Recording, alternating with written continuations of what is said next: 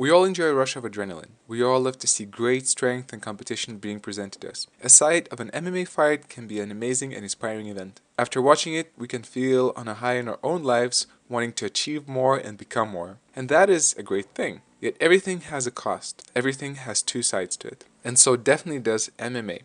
Hi, my name is Rogas Leo, and today we're going to look at the brief history of MMA and one of its dark sides. Mixed martial arts is not a new thing.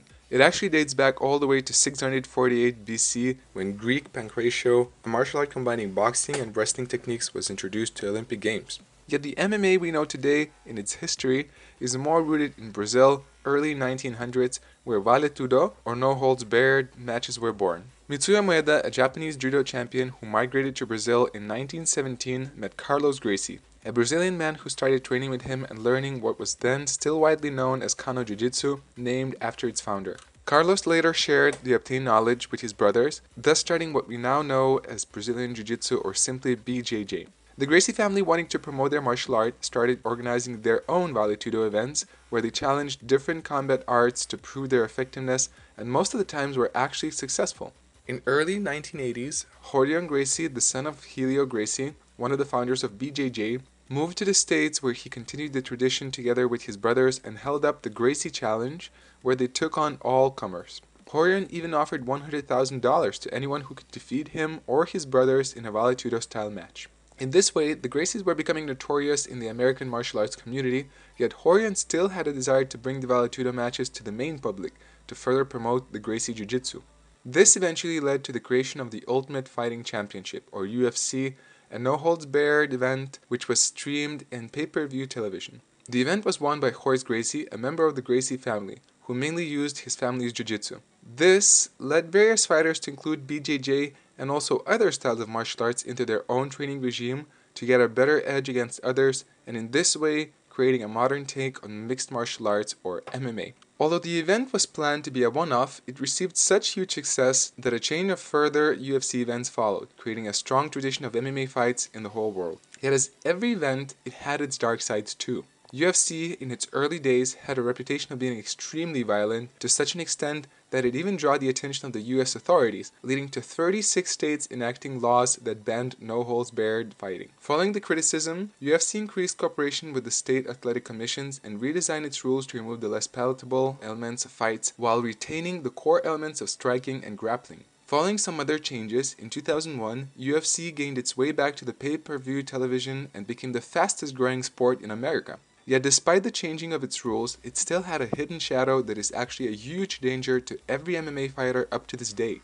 In the beginning of UFC's history, fights didn't involve as many punches. This actually wasn't so much a result of strategy as it was a result of lack of gloves. Although many could think that a punch to the head without gloves lead to more impact, in reality bare knuckles of the hand are quite fragile, and early MMA fighters often even broke their hands punching their opponents in the tough bones of the head.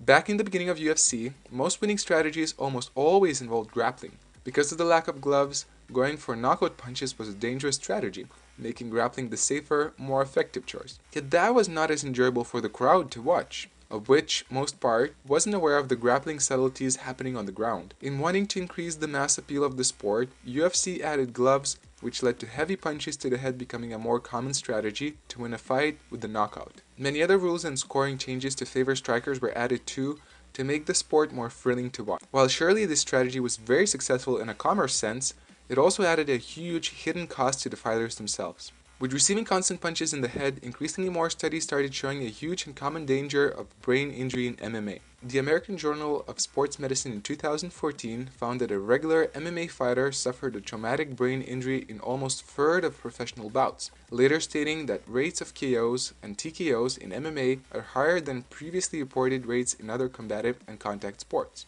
While there are many dangers to brain damage itself, not everyone knows that it can be not only serious, but also permanent and largely irreversible. Various symptoms of brain damage include mood swings, loss of consciousness, amnesia, irritability, slowed reaction times, and sleep disturbances, leading to significant changes to a fighter's life. A famous MMA fighter, Gary Big Daddy Goodridge, who is only in his 40s, has to take multiple medications suited for Alzheimer's patients and suffers constant memory loss, which is often noticed by his close friends. It is also believed that brain damage can lead to depression, which more and more fighters are being diagnosed with.